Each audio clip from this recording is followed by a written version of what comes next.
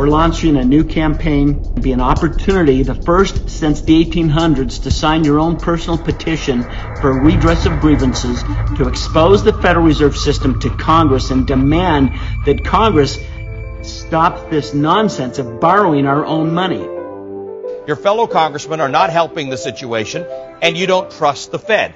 So what's the fix? Well, they haven't done their job. They're supposed to have full employment or take care of unemployment, and they've done a lousy job, so I don't know why we can trust them to do something. I want to fix the economy, but we could fix the economy if we had not had the Fed trying to manage the economy for a long time.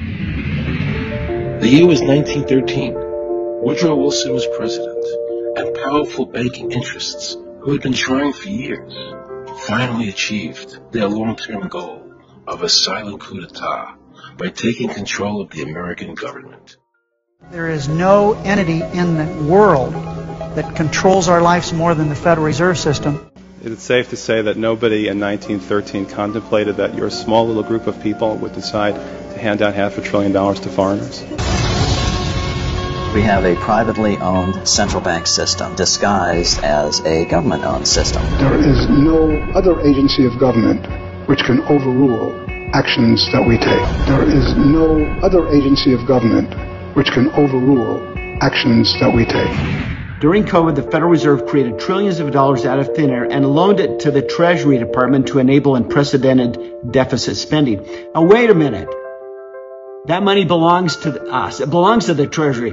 What are we doing allowing the Federal Reserve System, which is non-profit, to own that as profit and then loan it to the Treasury? It's not supposed to be loaned to the Treasury. It's supposed to be transferred to the Treasury as profit, as on-budget profit, basically. Like when the U.S. Mint creates coins, that value belongs to the Treasury, belongs to the U.S. government.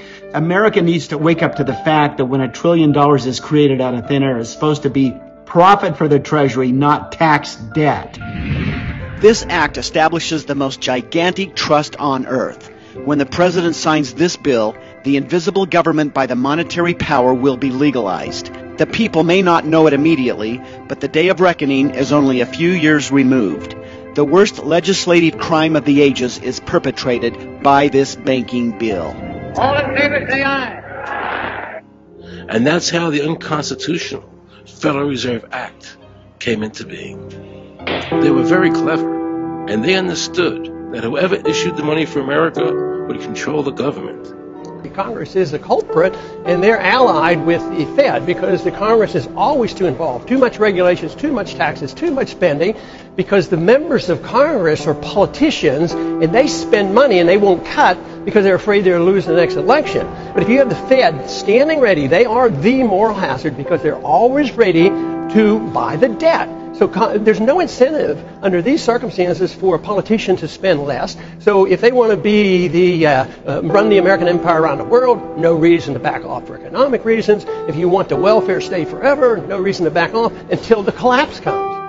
Mr. Ron Paul, when he was running for president, there was a lot of confusion about the Federal Reserve. He said stuff that sounded crazy, like 1.6 trillion of the debt was fictitious. And I saw him on Fox News talking about that. And Lori Rothman, an analyst, said, oh, that's not fictitious. That belongs to the financial markets. And that seemed to prove his point. So could you address that issue a little bit and see if you could... Well, that's a good point. We have a tremendous problem. Can you do what JFK and President Abraham Lincoln did, and that's take the power to create money back to the government, and that would eliminate taxation and government debt? Well, you have to do,